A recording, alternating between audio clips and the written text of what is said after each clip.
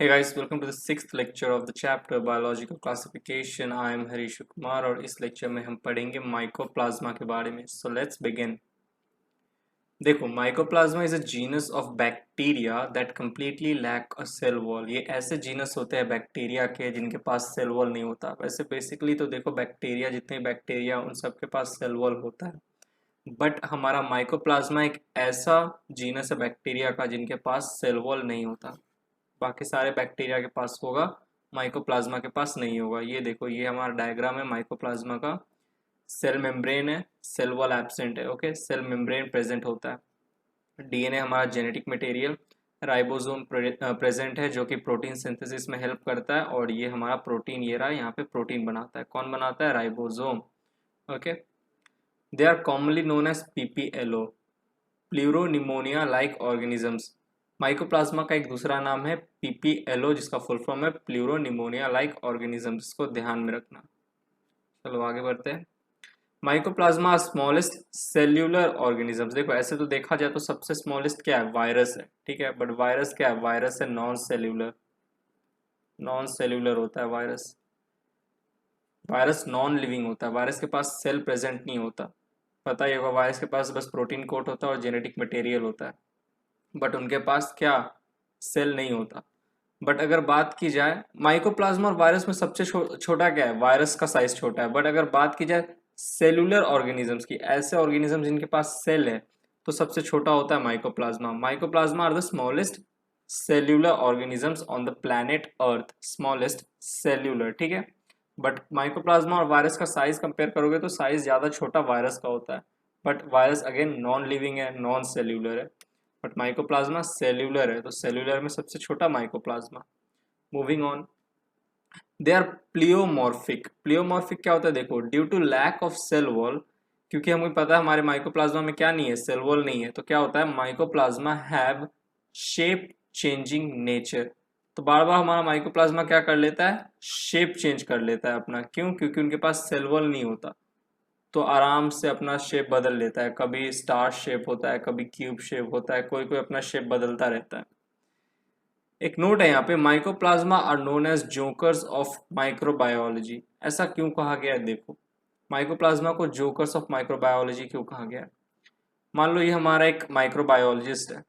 ठीक है, माइक्रोबायोलॉजिस्ट 1 है, ये माइक्रोबायोलॉजिस्ट 2 है, और यहाँ पे हमारा माइक्रोस्कोप है. ठीक है. अच्छा, माइक्रोबायोलॉजिस्ट कौन होता है? माइक्रोबायोलॉजिस्ट वो होते हैं जो माइक्रो ऑर्गेनिज्म की स्टडी करते हैं. जैसे बॉटनी में हम प्लांट के बारे में पढ़ते हैं, जूलॉजी में हम एनिमल के बारे में पढ़ते हैं, जूलॉजी में. वैसे माइक्रोबायोलॉजी में हम माइक्रो ऑर्गेनिजम्स के बारे में पढ़ते हैं. और माइक्रोबायोलॉजी में कौन होते हैं? माइक्रोबायोलॉजिस्ट होते हैं. जैसे बॉटनिस्ट होते हैं, जूलॉजिस्ट होते हैं, वैसे ही माइक्रोबायोलॉजिस्ट होते हैं. तो ये हमारा माइक्रोबायोलॉजिस्ट है, एक पहला, और ये दूसरा. ठीक है. अब ये माइक्रोबायोलॉजिस्ट क्या किया? इसने माइक्रोस्कोप का हेल्प लेके जब माइकोप्लाज्मा को देखा, विजुअलाइज किया, तो देखा कि माइकोप्लाज्मा का पहले शेप था स्पेरिकल. कुछ देर बाद फिर जब माइकोप्लाज्मा का शेप देखा इस माइक्रोबायोलॉजिस्ट ने, तो उसका शेप हो गया अब स्टार शेप. स्टार शेप हो गया. ये यहाँ पे मैं स्टार बना दिया हूँ. ठीक है.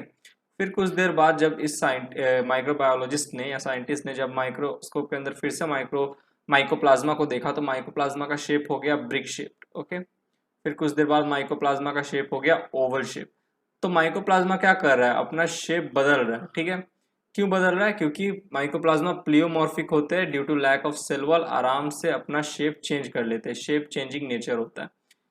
तो साइंटिस्ट 2 ने जब ये देखा, जब साइंटिस्ट 1 बार बार रिपोर्ट कर रहा है साइंटिस्ट 2 को कि माइकोप्लाज्मा का शेप कभी स्पेरिकल है, कभी स्टार शेप्ड है, कभी ब्रिक शेप्ड है, या फिर क्यूब शेप है, या फिर ओवल शेप है, तो माइक्रोबायोलॉजिस्ट 2 जो थी हमारी, जो दूसरे माइक्रोबायोलॉजिस्ट होते हैं, वो उनको लगता है कि यार ये क्या हो रहा है, ये तो मजाक बन जाता है. इसलिए क्या होता है ना, माइक्रोबायोलॉजिस्ट 1 का यहाँ पे क्या हो गया? मजाक बन गया.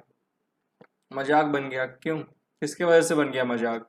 माइकोप्लाज्मा की वजह से. क्योंकि दूसरे माइक्रोबायोलॉजिस्ट को लग रहा था कि यार ये माइक्रोबायोलॉजिस्ट क्या बोल रहा है कि माइकोप्लाज्मा का शेप बार बार चेंज हो रहा है, ऐसे कैसे हो सकता है, सेल का शेप बार बार चेंज हो रहा है. तो यहाँ पे हमारा जो साइंटिस्ट है, इनका मजाक उड़ जाता है. इनकी वजह से उठता है माइकोप्लाज्मा की वजह से. माइकोप्लाज्मा को इसलिए क्या कहा जाता है? Jokers of microbiology. क्यों? क्योंकि इनका होता है प्लियोमॉर्फिक नेचर, जिससे कारण क्या होता है? इनका कुछ एक शेप जो होता है स्टेबल नहीं होता, कभी हमेशा शेप चेंज करते रहते हैं, और इसके कारण क्या होता है माइक्रोबायोलॉजिस्ट भी परेशान रहते हैं, उनका ये मजाक उड़ता रहता है। तो इसलिए जोकर्स ऑफ माइक्रोबायोलॉजी कहा गया है माइकोप्लाज्मा को। मूविंग ऑन, अब देखो mycoplasma can survive without oxygen, यानी कि देखो ऐसे तो बेसिकली माइकोप्लाज्मा ऑक्सीजन में भी सर्वाइव कर लेते हैं, ठीक है, ऑक्सीजन में भी सर्वाइव कर लेंगे, बट अगर ऑक्सीजन वहां से एब्सेंट हो गया, किसी कारणवश ऑक्सीजन वहां से चला गया, तो बिना ऑक्सीजन के भी आराम से माइकोप्लाज्मा सर्वाइव कर लेते हैं, यानी कि दोनों कंडीशन में कर लेते हैं, in the presence of oxygen as well as in the presence of in the absence of oxygen. यानी कि ऑक्सीजन प्रेजेंट है तो भी बल्ले बल्ले, एब्सेंट हो गया ऑक्सीजन तो भी माइकोप्लाज्मा का क्या होता है, बल्ले बल्ले, एकदम चिल है माइकोप्लाज्मा, कोई उसको दिक्कत नहीं होता। तो ऐसे ऑर्गेनिज्म को जो कि ऑक्सीजन के प्रेजेंट में तो जिंदा रहते हैं, एब्सेंट में भी जिंदा रह लेते हैं, कोई दिक्कत नहीं होता, तो ऐसे ऑर्गेनिज्म को हम कहते हैं फैकल्टेटिव एनाएरोब्स। तो हमारा माइकोप्लाज्मा क्या है, facultative anaerobes, because it can survive in the presence of oxygen as well as in the absence of oxygen. Next, mycoplasma are pathogenic to both plants and animals. Pathogenic होते हैं यानी कि disease cause करते हैं। Plant disease क्या cause करते हैं, little leaf disease of brinjal. क्या होता है, हमारा जो ब्रिंजल प्लांट है, प्लांट के अंदर ये डिजीज होता है, ब्रिंजल प्लांट है हमारा, ये मान लो हमारा यहाँ पे ब्रिंजल, ठीक है, ये हमारा ब्रिंजल है। तो क्या होता है, ये रहा पत्ता, छोटा छोटा पत्ता होता है। बेसिकली नॉर्मली समझ लो ब्रिंजल का पत्ते का साइज अगर इतना है, ब्रिंजल के पेड़ में पत्ते का जो साइज इतना है, तो जब उनको माइकोप्लाज्मा इन्फेक्ट कर देता है ना, तो पत्ते का साइज छोटा हो जाता है, ठीक है। तो इसीलिए कहा गया डिजीज का नाम little leaf disease of brinjal, जो कि माइकोप्लाज्मा कॉज करता है एक डिजीज प्लांट में। दूसरा एनिमल में देखो कौन सा डिजीज कॉज करता है माइकोप्लाज्मा, बोवीन प्लूरोनिमोनिया। ऐसे में पता है निमोनिया एक डिजीज है जो कि होता है न्यूमोकोकस, जो होता है न्यूमोकोकस वो कॉज करते हैं। न्यूमोकोकस एक दूसरा जीनस है बैक्टीरिया का, वो कॉज करते हैं क्या, निमोनिया। लेकिन एनिमल एक और डिजीज है बोविन प्लूरोनिमोनिया, ये चीज ध्यान रखना, ये कौन कॉज करते हैं, ये माइकोप्लाज्मा कॉज करते हैं, न्यूमोकोकस नहीं। माइकोप्लाज्मा एनिमल में कौन सा डिजीज कॉज कर रहे हैं, बोविन प्लूरोनिमोनिया। तो यहाँ पे हमने माइकोप्लाज्मा कंप्लीट किया, ठीक है, माइकोप्लाज्मा कंप्लीट हो गया, और इसी के साथ साथ हमारा पूरा मोनेरा किंगडम भी कंप्लीट हो गया।